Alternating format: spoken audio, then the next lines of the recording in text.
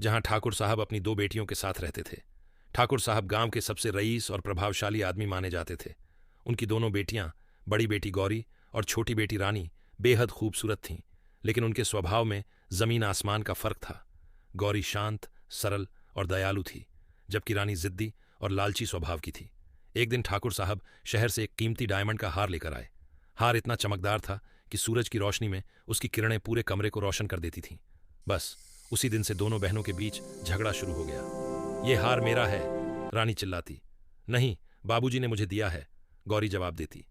रोज रोज के झगड़े से ठाकुर साहब परेशान हो चुके मेरे थे। लिए है, हवेली नहीं में अब मेरे लिए। शांति की जगह अरे क्या हो कलह रहा ने है? ले ली थी। पापा देखो, एक पापा दिन ये ठाकुर ले साहब रही ने है। बस सोचा करो। कि दोनों बेटियों को खेत की सैर पर ले जाया जाए ताकि उनका मन बदले। तीनों धूप भरी दोपहर में खेतों की ओर चल पड़े। रास्ते में एक पुराना गहरा कुआं पड़ता था। प्यास लगने पर वे वहीं रुक गए। गौरी कुएं के किनारे झुककर पानी देख रही थी। तभी अचानक ठाकुर और रानी ने एक दूसरे की ओर देखा और अगले ही पल उन्होंने गौरी को पीछे से धक्का दे दिया। गौरी चीखती हुई कुएं में गिर पड़ी। बचाओ, बाबूजी, रानी!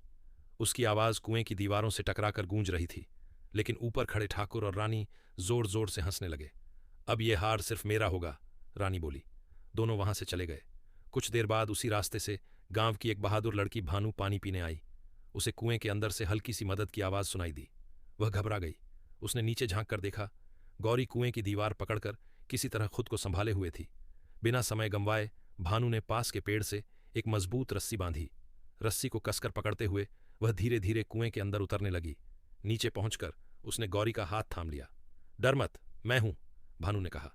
रस्सी के सहारे बड़ी मेहनत से उसने गौरी को ऊपर खींच लिया।